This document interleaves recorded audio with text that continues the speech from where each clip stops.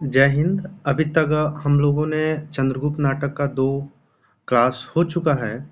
आज हम लोग चंद्रगुप्त नाटक का तीसरा क्लास करने वाले हैं। दृश्य प्रथम अंक में जो कुल 11 दृश्य दिए हुए हैं, दृश्य 6 हो चुके हैं अभी तक। आज हम 7वां दृश्य से देखेंगे। अगर आप हमसे जुड़ना चाहते हैं तो आप हमें 76430070 व्हाट्सएप पे आप मुझे मैसेज कर सकते हैं। मैं आपको यहाँ से व्हाट्सएप ग्रुप में जोड़ दूंगा। और हमारा एक टेलीग्राम चैनल है जिससे भी आप हमसे जुड़ सकते हैं। वह टेलीग्राम चैनल जो है वह मिशन जेआरएफ के नाम से है। मिशन जेआरएफ MI कैपिटल में लिखेंगे, MISSION mission JRF mission JRF के नाम से वो हमारा टेलीग्राम ग्रुप है। वहाँ से आप हमसे जुड़ सकते हैं, जहाँ समय समय पे क्यूज़ भी होता है। दिन भर में 2 क्यूज़ हो जाते हैं। एक सुबह शाम को 3 बजे चलते हैं और एक क्यूज रात में 8 बजे। मिशन जेआरएफ 2024 करके है। मिशन जेआरएफ 2024 यहाँ से आपको यहाँ क्लास का PDF भी मिल जाएगा। चलिए हम लोग अब 7वां दृश्य से देखना प्रारंभ करते हैं। 7वां दृश्य मगध का बंदी गृह रहता है। मगध का क्या है? बंदी गृह। चाणक्य कहते हैं, एक बार निकलने पाता तो दिखा देता कि इन दुर्लभ हाथों में साम्राज्य उलटने की शक्ति है। अब ब्राह्मण के कोमल हृदय में कर्तव्य के लिए प्रलय की आंधी चला देने की भी कठोरता है। एक्चुअली होता यह है कि चाणक्य जो होता है उसे कैद कर लिया जाता, नंद महाराज के द्वारा कैद कर लिया जाता और यह बंदी गृह में कैद होते हैं। वहीं यह कहते हैं, अगर एक बार निकल पाता तो दिखाता कि इन दुर्लभ हाथों में साम्राज्य उलटने की शक्ति है और ब्राह्मण के कोमल हृदय में कर्तव्य के लिए प्रलय की आंधी चला देने की भी कठोरता है।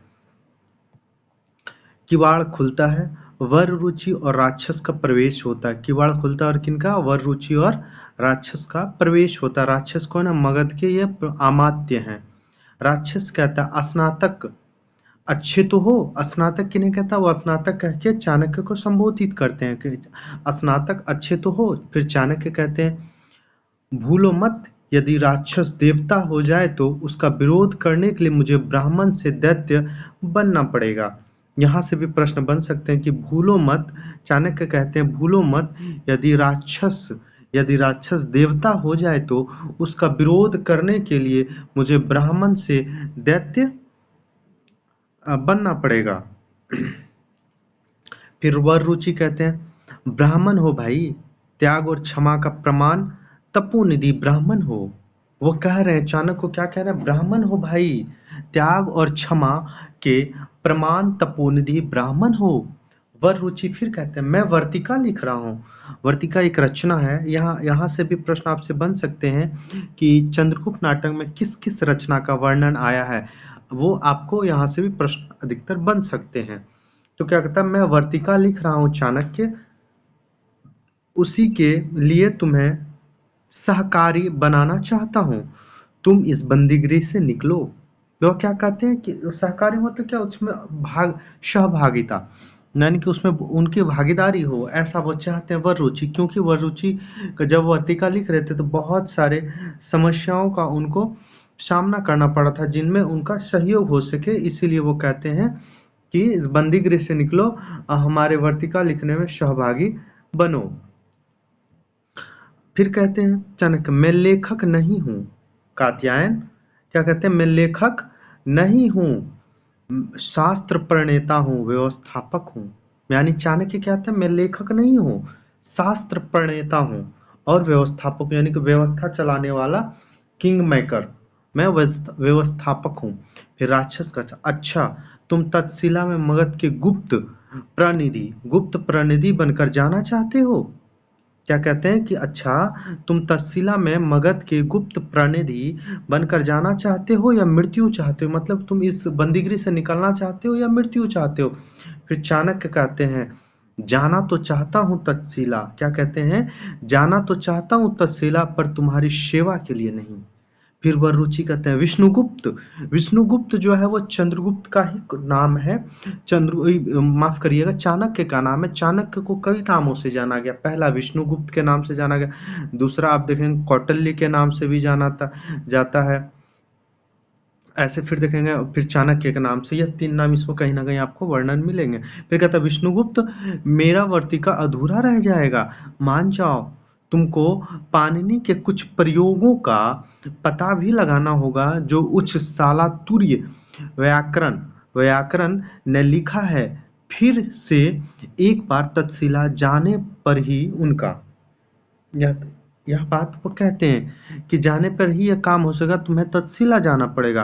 फिर चाणक्य कहते हैं, यह बहुत महत्वपूर्ण पंक्ति, यहाँ से प्रश्न पूछे जा चुके हैं, यह काफ़ी इम्पोर्टेंट है। क्या कहते हैं? मेरे पास पाणिनि में सर खपाने का समय नहीं, भाषा ठीक करने से पहले मैं मनुष्यों को ठीक करना चाहता हूँ। क्या कहते हैं? मेरे पास पाणिनि में सर खपाने का समय नहीं, भाषा ठीक करने से पहले मैं मनुष्य को ठीक करना चाहता हूँ। यह जो पंक्ति है वो महत्वपूर्ण है परीक्षा दृष्टिकोण से, यह प्रश्न कई बार यहाँ से पूछे भी गए हैं। फिर वह रुचि कहते हैं, जिसने स्वयं यू मधो नाम तद्धितीय सूत्र लिखा है, वह केवल व्याकरण ही नहीं दार्शनिक भी था। उसकी अवहेलना, क्या कहते हैं कि वह दार्शनिक भी था, केवल व्याकरण ही नहीं दार्शनिक भी था, उसकी अवहेलना। फिर अचानक से क्या होता है, चंद्रगुप्त का वहां प्रवेश होता है। चंद्रगुप्त का रक्तपूर्ण खंडक लिए सहसा प्रवेश, अचानक चाणक्य का बंधन काटता है, राक्षस प्रहरियों को बुलाना चाहता है। क्या होता है कि चंद्रगुप्त जो है, जो वहां दरबान सब गार्ड के रूप में जितने भी थे, सबको वह मार गिराते हैं अपने खड़ग अपने तलवार से, और रक्त से पूरा रक्तपूर्ण हो जाता है पूरा उनका शरीर। और फिर वहाँ वह सहसा अचानक प्रवेश करते हैं। फिर वो चाणक्य को क्या कहते हैं, उनके बंदियों को जो उसके सिकड़ वगैरह लगे होते जिनसे द्वारा बांधा गया था, उनको वह काट देता है। फिर चंद्रगुप्त कहते, फिर वह क्या होता है, राक्षस प्रहरियों को बुलाने का प्रयास करता है, जिसके वो पहले ही चंद्रगुप्त हत्या कर चुके होते हैं। फिर चंद्रगुप्त कहते हैं, चुप रहो आमत्य, सबों में बोलने की शक्ति नहीं, क्योंकि वह सबको पहले मार चुके हैं, इसलिए कहते हैं चुप रहो आमत्य, यानी अर्थात राक्षस को सबों में बोलने की शक्ति नहीं है। राक्षस बैठ जाता है, वर रुचि गिर पड़ता है। चंद्रगुप्त चाणक्य के लिए निकलता हुआ किवाड़ बंद कर देता है। अब अगला दृश्य हम लोग देखेंगे, 8वां दृश्य, गंधार नरेश का प्रकोष्ठ। गंधार का नरेश और प्रकोष्ठ। गंधार नरेश की पुत्री जो थी वह कल्याणी थी, कल्याणी नहीं थी, वह अलका थी, माफ करिएगा, अलका नाम था उनका। गंधार नरेश की पुत्री का नाम अलका था, अब पुत्र का नाम आम्भिक था। औ से आम्भिक और औ से अलका, अंबिक नाम था और एक का नाम अलका था, उनकी पुत्री का नाम अलका था। तो अलका जो है वो देश प्रेमी होता है, राष्ट्र प्रेमी। अंबिक जो होता है राष्ट्र विद्रोही होते हैं। अंत में इसका हृदय परिवर्तन होता है, यह भी राष्ट्र प्रेमी बन जाते हैं। तो वही कहते हैं, चिंता युक्त प्रवेश करते हुए राजा कहते हैं, राजा क्या कहते हैं कि बूढ़ा हो चला, क्या हो चला, बूढ़ा हो चला, परंतु आम्भिक तो अभी युवक है, उसके मन में महत्वाकांक्षा का होना अनिवार्य है। यवन के विषय में सोच करके, अर्थात जो यूरोप से आए हुए थे और यवनों के सिकंदर सब जो आए हुए थे उनके विषय में सोच कर कहते हैं, जब वे घुस आवेंगे तो गंधार को भी वही कष्ट भोगना पड़ेगा जो हम दूसरों को देना चाहते हैं। हुआ क्या था, एक घटना में आपको थोड़ा संक्षेप में बता देना चाहता हूँ कि आम्भिक जो थे, ये गंधार नरेश जो थे, वो यवनों से संधि कर लिए थे और कहे थे कि आप बाकी देशों, आप युद्ध करिए, मैं आपकी सहायता करूंगा, इसके बदले में आप मेरा जो राज्य है गंधार जो है, गंधार प्रदेश की आप रक्षा करेंगे और इस पे हमला नहीं करेंगे, इसे आप बख्श देंगे। तो वही बात यह सोच रहे हैं कि बाकी हम जो आज यवनों को मदद करके बाकी साम्राज्य को जो कष्ट देना चाहते हैं, बाद में मुझे भी वही कष्ट भोगना पड़ेगा। फिर अलका के साथ यवन रक्षकों का प्रवेश होता है। राजा कहता है, बेटी अलका, बेटी, क्या होता कि अलका जो है वह उसको यवन रक्षकों के द्वारा बंदी कर लिया जाता। क्यों? क्योंकि वो जो सिंधु नदी पे पुल बन रहा था उसके मानचित्र इनके पास था, इसीलिए वह यवन को नहीं देते, इसलिए इसे बंदी बना लिया जाता। फिर राजा के पास लाया था, राजा कहते हैं, बेटी अलका, अलका कहता हाँ महाराज। अलका, राजा कहता नहीं, कहो हाँ पिताजी। अलका कहता नहीं महाराज। फिर राजा कहते हैं, फिर महाराज, पागल लड़की, कह पिताजी। अलका कहती है, वह कैसे महाराज? न्यायाधिकरण पिता संबोधन से पक्षपाती हो जाएगा। यह बहुत महत्वपूर्ण बात कहती हैं अलका। क्या कहती हैं? कि न्यायाधिकरण पिता संबोधन से पक्षपाती हो जाएगा। यवन कहता है महाराज, मुझे नहीं मालूम कि ये राजकुमारी है, अन्यथा मैं इन्हें बंदी न बनाता। फिर राजा कहते हैं, शल्युकश, तुम्हारा मुख कंधे से बोल रहा है। यवन, यह मेरी राजकुमारी अलका है। फिर अलका कहती है, नहीं महाराज, पहले न्याय कीजिए। फिर राजा कहते हैं, मानचित्र तुम्हारा पुल बांधना मानचित्र तुम्हारा पुल बांधना रोक नहीं सकता। अलका कहती है, नहीं महाराज, मानचित्र एक विशेष कार्य से बनवाया गया है, वह गंधार की लगी हुई कालिक को छुड़ाने के लिए। वह गंधार के ऊपर जो कालिख लगी हुई है उसे छुड़ाने के लिए चित्र को बनवाया गया, क्योंकि अलका जो है राष्ट्र प्रेमी, वेग से यानी गुस्से में आके अंबिक का प्रवेश होता है। अंबिक कहता है, नहीं पिताजी, आपके राज्य में एक भयानक षड्यंत्र चल रहा है और तक्षशिला का गुरुकुल उसका केंद्र है। अलका उस रहस्यपूर्ण कुचक्र की कुंजी है। अलका क्या है? उस रहस्यपूर्ण कुचक्र की कुंजी है। अलका कहता है, सत्य है महाराज। अलका क्या कहती है? सत्य है महाराज। जिस उन्नति की आशा में आंबिक ने यह नीच कर्म किया है, उसका पहला फल यह है कि आज मैं बंदनी हूँ। संभवतः कल आप होंगे, फिर आपका पुत्र होगा, फिर यह समस्त गंधार साम्राज्य की जनता होगी। फिर आंबिक कहता है, सेलुकस, तुम विश्राम करो। यवन का प्रस्थान होता है रक्षकों की दूसरी ओर जाना। फिर क्या होता है? यवन चले जाते हैं और रक्षक दूसरी ओर चले जाते हैं। फिर अलका आती है। अलका कहती है, महाराज, मुझे दंड दीजिए, कारागार में भेजिए, नहीं तो मैं मुक्त होने पर भी यही करूंगी। कुलपुत्रों के रक्त से आर्यवर्त की भूमि सींचेगी, दानवी बनकर जननी भूमि अपना संतान को खाएगी। यह देखिएगा, यह बहुत महत्वपूर्ण पंक्ति क्या कहती है, यहां से आप हम लोग देखेंगे कि कुलपुत्रों के रक्त से आर्यवर्त की भूमि सींचेगी, दानवी बनकर जननी जन्मभूमि अपनी संतान को खाएगी। यह पंक्ति पूछा जा सकता है, इसको आप लोग नोट कर लेंगे। आगे है, कहता है आंबिक, चुप रहो अलका। फिर अलका चले जाती है। बाद में आंबिक और राजा भी चले जाते हैं। दृश्य 9 में कोई विशेष बिंदु परीक्षा दृष्टिकोण से नहीं दिया हुआ था, इसलिए दृश्य 9 को हमने कुछ नहीं रखा। अब हम लोग दृश्य 10 पे चलेंगे। दृश्य है, कानन पथ में अलका। कानन पथ में अलका। अलका चली जा रही। अलका क्या होता है कि फिर वो अपना गंधार साम्राज्य को छोड़ करके वो जंगल की ओर चली जाती है, दांडायन के पास जाती है। जो दांडायन क्या है? वह एक तपस्वी है। क्या होता? फिर अलका चली जा रही है। अलका चली जा रही हूँ। अनंत पथ में शिकारी के वेश में सेल्यूकस का प्रवेश होता है। शिकारी के वेश में क्या होता है? सेल्यूकस का प्रवेश होता है। फिर सेल्यूकस कहता है, क्या कहता? तुम कहाँ सुंदरी राजकुमारी? तुम कहाँ जा रही हो सुंदरी राजकुमारी? फिर अलका कहती है, बहुत महत्वपूर्ण है, यहाँ से प्रश्न बने हैं। मेरा देश है, मेरा पहाड़ है, मेरी नदियां हैं और मेरे जंगल हैं। इस भूमि के एकक परमाणु मेरे और मेरे शरीर के क्षुद्र अंश इन्हीं परमाणुओं के बने हैं। फिर मैं और कहाँ जाऊंगी यवन?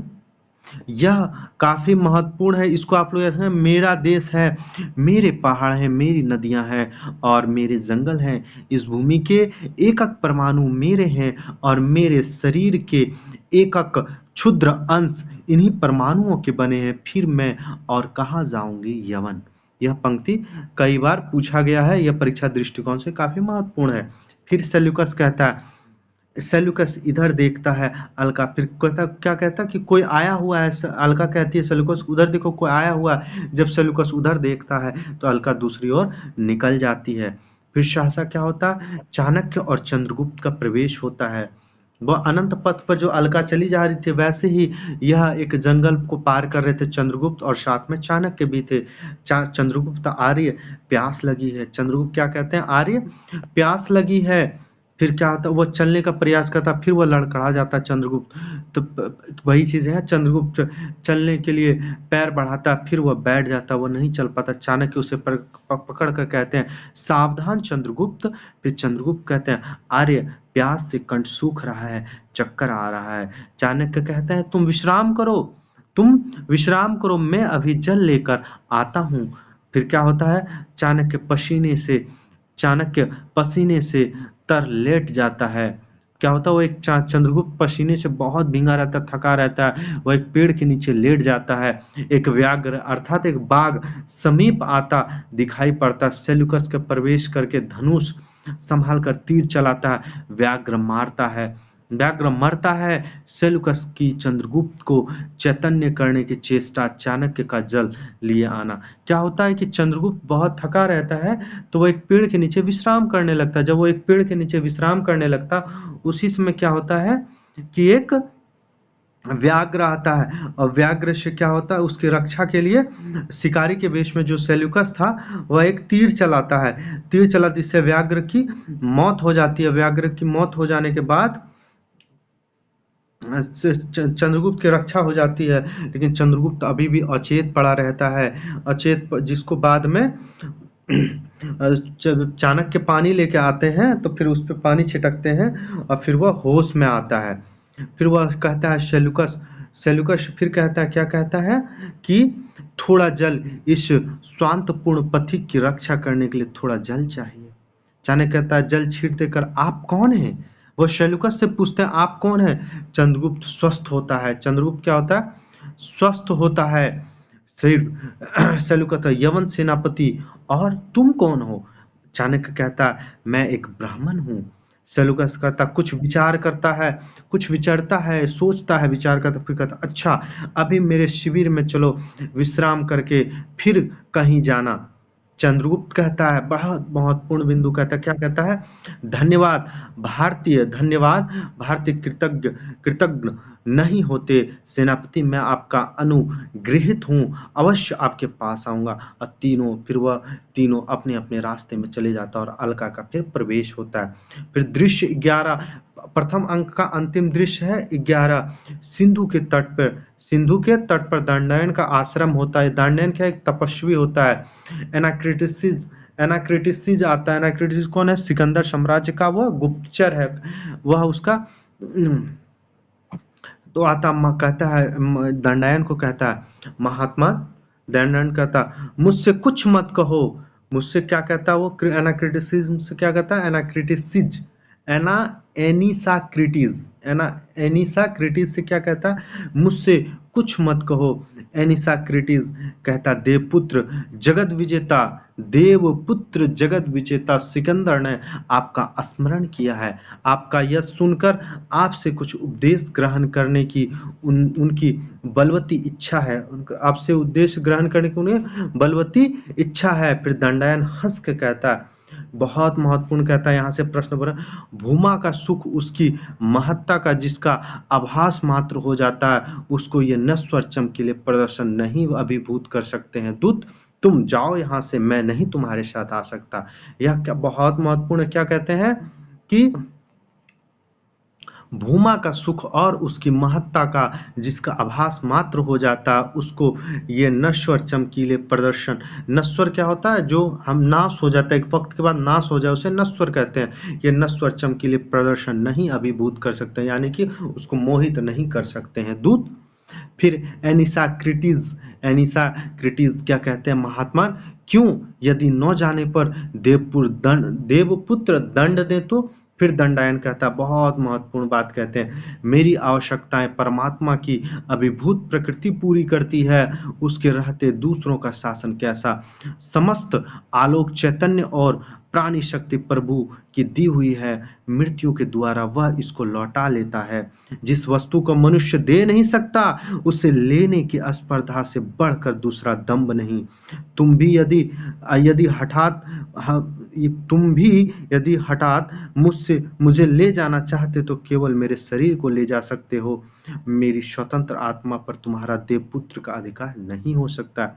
यहाँ एक महत्वपूर्ण पंक्ति है, जो प्रश्न यहाँ से बन सकते हैं। क्या है वो महत्वपूर्ण पंक्ति? कि